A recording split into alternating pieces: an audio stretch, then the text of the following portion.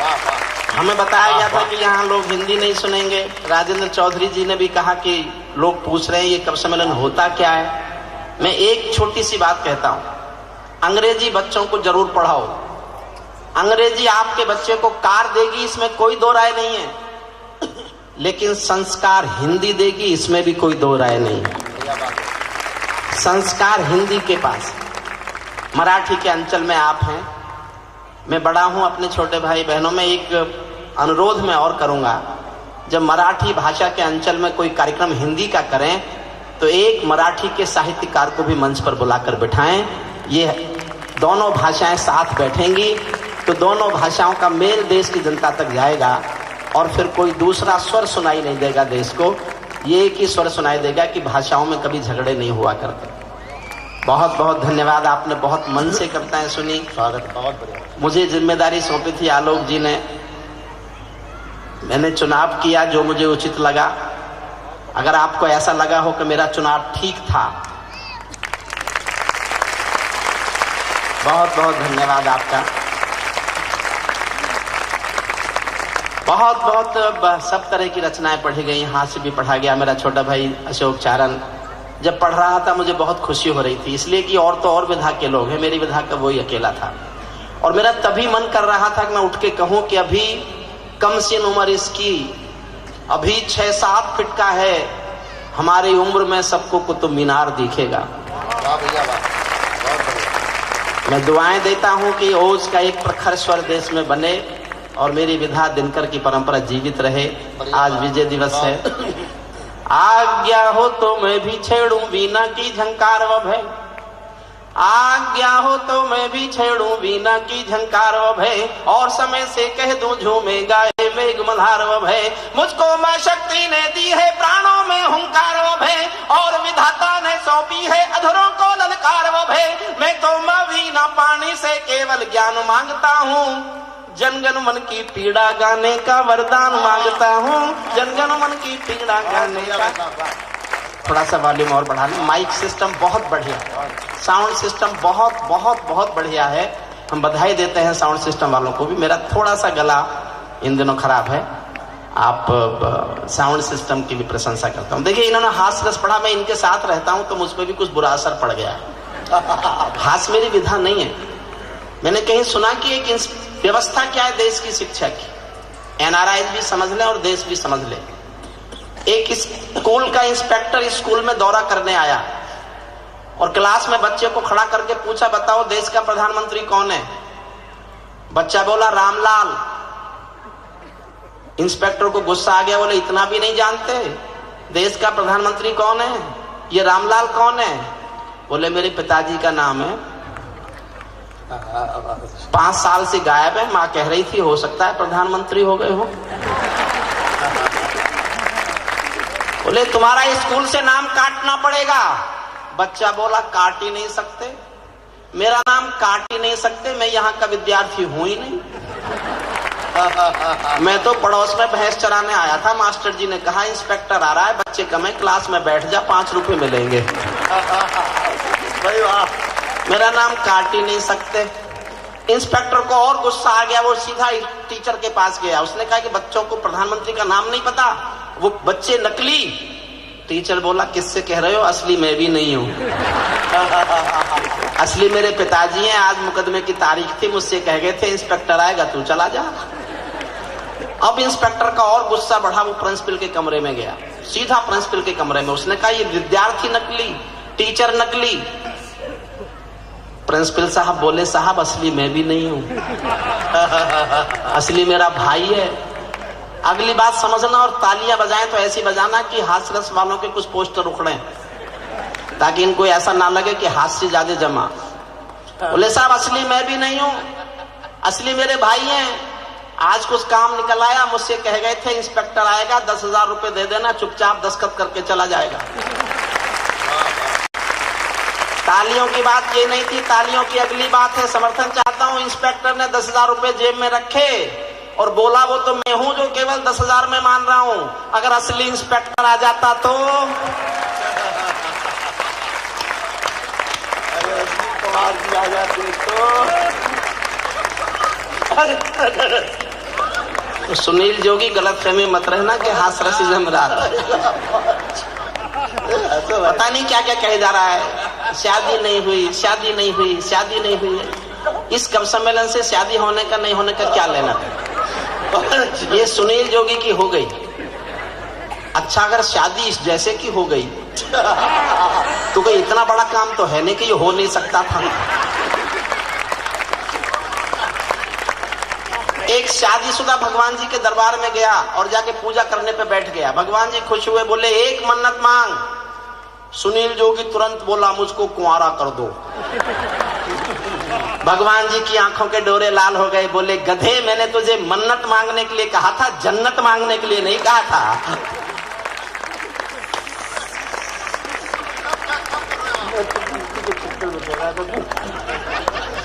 सुनील जोगी, तुम जिस चक्कर में कह रहे थे तुम्हारे सब चक्कर में निकाल सकता, लेकिन आप लोग समझेंगे कि छोटे भाइयों पे हमला कर दिया।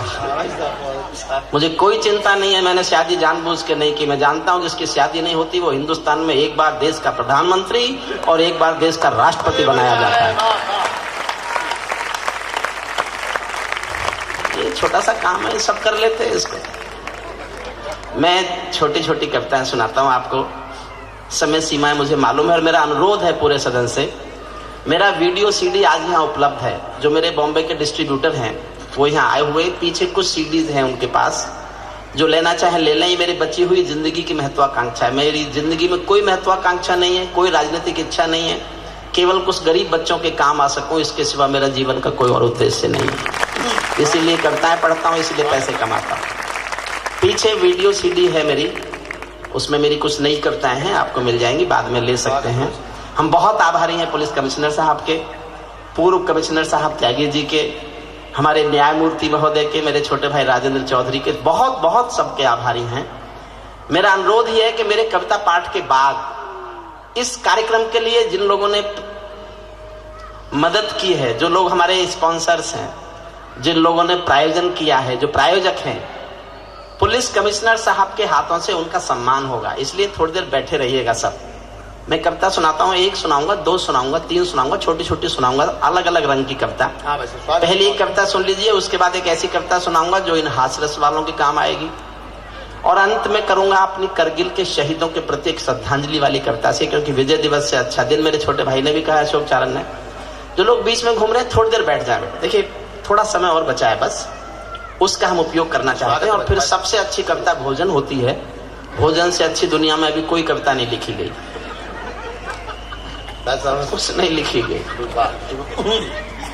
मैं भी गीत सुना सकता हूँ शबनम के अभिनंदन के, मैं भी गीत सुना सकता हूँ शबनम के अभिनंदन के, मैं भी ताज पहन सकता हूँ नंदन वन के चंदन के, लेकिन जब तक पगडंडी से संसद तक कोलाहल है तब तक केवल गीत लिखूंगा जनगण मन के क्रंदन के, लेकिन तब तक गीत लिखूंगा जनगण मन के क्रंदन के। जब पंछी के पंखों पर हो पहरे बम के गोली के, जब पंछी के पंखों पर हो पहरे बम के गोली के, जब पिंजरे में कैद पड़े हो सुर कोयल की बोली के, जब धरती के दामन पर हो दाग लहू की होली के, कोई कैसे गीत सुना दे बिंदिया कुमकुम रोली के, कोई कैसे गीत सुना दे बिंदिया कुमकुम रोली के। मैं झोपड़ियों का चारण हूँ आंसू गाने आया हूँ, मैं झोपड़ियों का चारण हूँ आंसू गाने आया हूँ, घायल भारत माता की तस्वीर दिखाने लाया हूँ, घायल भारत माता की तस्वीर दिखा। कुछ चित्र दिखाता हूँ, बस 2-3 चित्र दिखाऊंगा, एक एक चित्र देखिएगा। कहाँ बनेंगे मंदिर मस्जिद, कहाँ बनेगी राजधानी। पुलिस कमिश्नर साहब, इस देश की सबसे बड़ी समस्या आतंकवाद नहीं है, नहीं है आतंकवाद समस्या। जिस दिन सरदार पटेल जैसा कोई व्यक्ति देश का प्रधानमंत्री बनेगा, 24 घंटे में आतंकवाद पर काबू पा लिया जाएगा, केवल 24 घंटे में। देश की समस्या भूख है, देश की समस्या गरीबी है, देश की समस्या, योजना आयोग कहता है कि 22 रुपए में गांव का आदमी अपना जीवन काट सकता है। 22 रुपए कमा ले तो वो गरीब नहीं है। 22 रुपए, मैंने 542 एमपीओ को चिट्ठी लिखी है कि एक दिन 22 रुपए में जी के दिखाओ, जियो एक दिन 22 रुपए में तुम। पता चलेगा गरीब आदमी का दर्द क्या होता है। कहाँ बनेंगे मंदिर मस्जिद, कहाँ बनेगी राजधानी, मंडल और कमंडल पी गए सबकी आंखों का पानी। प्यार सिखाने वाले बसते मजहब के स्कूल गए, इस दुर्घटना में हम अपना देश बनाना भूल गए। कहीं बमों की गर्म हवा है और कहीं त्रिशूल जले, सौन चिड़ैया सूली टंग गई पंछी गाना भूल चले। आँख खुली तो पूरा भारत नाखूनों से त्रस्त मिला, जिसको जिम्मेदारी दी वो घर भरने में व्यस्त मिला, जिसको जिम्मेदारी दी वो घर भरने में व्यस्त मिला। क्या यही सपना देखा था भगत सिंह की फांसी ने, जागो राजघाट के गांधी तुम्हें जगाने आया हूँ, घायल भारत माता की तस्वीर दिखाने लाया हूँ, घायल भारत माता की तस्वीर। एक चित्र और दिखाता हूँ, न्यायमूर्ति जी को समर्पित करता हूँ। छठी पंक्ति पर समर्थन मांगता हूँ, पूरी 6 पंक्ति सुन लेना, और छठी पंक्ति आपके दिल में तीर की जगह चुभे जाके तो आक्रोश की तालियां उठाना। पूरे सदन से अनुरोध करता हूँ, मंच से भी अनुरोध करता हूँ, मंच भी ताली बजाए, क्योंकि मैंने इनकी कविताओं पर खूब तालियां बजाई हैं, बहुत अच्छा बजानी पड़ी। अशोक सुंदरानी जी के जूते तक पे ताली बजाई बहुत अच्छी। छठी पंक्ति पर ध्यान चाहता हूँ, आक्रोश चाहता हूँ आपका, जोरदार तालियों का एक आकाश भर तालियां देना। एक चित्र देखिएगा। अंधकारों में समा गए जो तूफानों के बीच जले, अंधकारों में समा गए जो तूफानों के बीच जले, मंजिल उनको मिली कभी जो 4 कदम भी नहीं चले। क्रांति कथानक कौन पड़े हैं गुमनामी की बाहों में, गुंडे तस्कर तने खड़े हैं राजमहल की राहों में, यहाँ शहीदों की पावन गाथाओं को अपमान मिला, डाकू ने खादी पहनी तो संसद में सम्मान मिला, डाकू ने खादी पहनी तो संसद में, डाकू ने खादी पहनी तो साहब मैंने तो आपकी प्रशंसा कम की, आपकी प्रशंसा तो की नहीं जा सकती शब्दों में, मैं ऐसा मानता हूँ।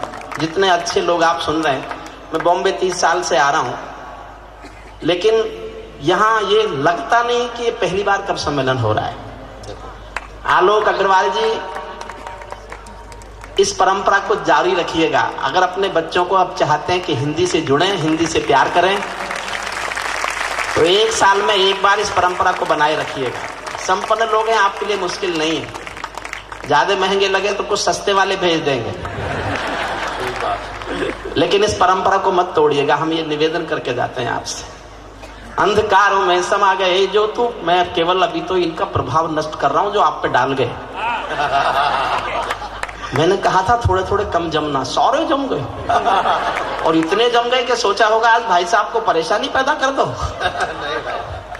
देखो अशोक सुंदरानी, पांडवों ने अपने हथियार जब पेड़ पे टांग दिए थे तो उनको चलाने नहीं भूले थे।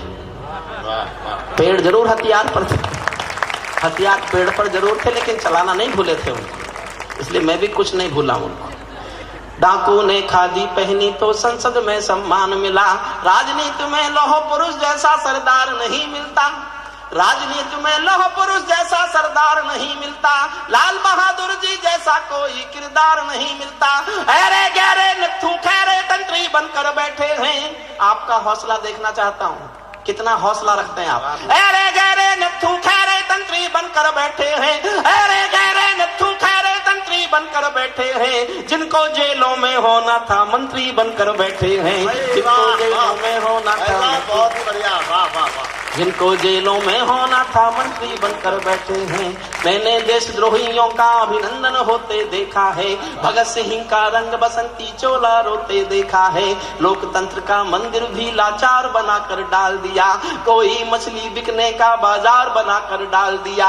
अब जनता को संसद भी प्रपंच दिखाई देती है, नौटंकी करने वालों का मंच दिखाई देती है, नौटंकी करने वालों का मंच दिखाई। जब कोयल की डोली गिद्धों के घर में आ जाती है, शुद्ध राजनीति गा रहा हूं, जब कोयल की डोली गिद्धों के घर में आ जाती है, तो बगला भक्तों की टोली हंसों को खा जाती है, तो बगला भक्तों की टोली हंसों को खा जाती है।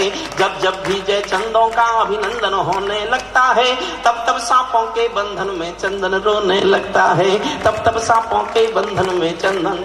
एक पंक्ति पढ़ता हूं, मेरी इस कविता की सबसे अधिक संवेदनशील पंक्ति है। आप समझ जाएं तो तालियां उठाना, नहीं समझे तो चुप रहना। मैं इसे एक पंक्ति से आंकता हूं, अपने कविता पाठ का पैमाना सुनिएगा। जब जब भी जयचंदों का अभिनंदन होने लगता है, तब तब सांपों के बंधन में चंदन रोने लगता है। जब फूलों को तितली भी हत्यारी लगने लगती है, तो माँ की अर्थी बेटों को भारी लगने लगती है। तो माँ की अर्थी बेटों को भारी, तो माँ की अर्थी बेटों को भारी लगने लगती है। जब जुगनू के घर सूरज के घोड़े सोने लगते हैं, तो केवल चुल्लू भर पानी सागर होने लगते हैं। सिंहों को म्याऊं कह दे, क्या ये ताकत बिल्ली में है?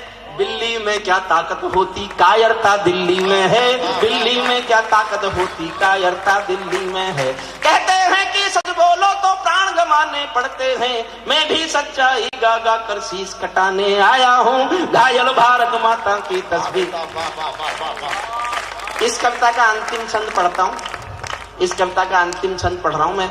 छोटी छोटी 2 कविताएं और पढ़ना चाहता हूँ मैं, अपने सब रूप दिखाना चाहता हूँ आपको। इस कविता का अंतिम छंद सुनिए। सर नहीं जाएंगे, सर घड़ी देख रहे हैं। आलोक जी आप चिंता नहीं करें, आपकी इच्छा पर आपके सब प्रायोजकों को पुरस्कार बांटकर मोमेंटो देकर सर जाएंगे। इतना तो हम मना लेंगे, आप चिंता मत कीजिए। आप सर नहीं मानेंगे तो उधर वाले कमिश्नर साहब से सिफारिश करा देंगे। स्वागत है। वो मेरे रिश्तेदार हैं सर, मैं उनसे सिफारिश करवा दूंगा आपसे थोड़ी सी। स्वागत है सर। अंतिम छंद सुनाता हूं। एक महाभारत में कथा आती है, आपने सबने सुनी होगी। एक राजा होता था शिशुपाल। वो श्री कृष्ण को जब देखो गाली देता रहता था, जब देखो श्री कृष्ण को गाली देके बोलता था। लोग पूछते थे कृष्ण जी से, इसकी गाली सुन के चुप क्यों रह जाते हैं आप? तो कृष्ण जी बताते थे कि ये मेरी बुआ जी का बेटा है, रिश्ते में भाई लगता है। और एक दिन मेरी बुआ जी ने मुझे खाना खिलाते हुए मुझसे वचन ले लिया कि मेरे इस बदतमीज बेटे की 99 गालियां माफ कर देना कृष्ण। तो मैं वचनबद्ध हूं, 99 गालियां माफ करूंगा। जिस दिन 100वीं गाली देगा उस दिन सजा मिलेगी। और महाभारत में लिखा है, जिस दिन शिशुपाल ने 100वीं गाली दी, भरे दरबार में सुदर्शन चक्र से शिशुपाल की गर्दन काट दी गई। मैं भी कुछ राजनीति के अपराध गिन रहा हूं। बहुत बढ़िया, वाह वाह वाह वाह वाह। बस आप समझ गए, मुझे कुछ नहीं समझाना, कुछ नहीं समझाना। मैं राजनीति के अपराध गिन रहा हूं, और किस हद तक गिन रहा हूं सुनना। कोई कलाकारों के सर पर तलवारें लटकाता है। कोई अंतिम छंद है, अंतिम छंद के प्यार से सुनिएगा। कोई कलाकारों के सर पर तलवारें लटकाता है, कोई वंदे मातरम के गाने पर नाक चढ़ाता है, कोई हिमालय ताजमहल का सौदा करने लगता है, कोई गंगा यमुना अपने घर में भरने लगता है, कोई तिरंगे झंडे को फाड़े फूंके आजादी है, कोई गांधी को भी गाली देने का अपराधी है, कोई चाकू घोंप रहा है संविधान के सीने में, कोई चुगली भेज रहा है मक्का और मदीने में, कोई ढांचे का गिरना यूएनओ में ले जाता है, कोई भारत माँ को डायन की गाली दे जाता है। लेकिन 100 गाली होते ही शिशुपाल कट जाते हैं। तुम भी गाली गिनते रहना, जोड़ सिखाने आया हूँ। घायल भारत माता। बहुत ही बढ़िया, वाह वाह।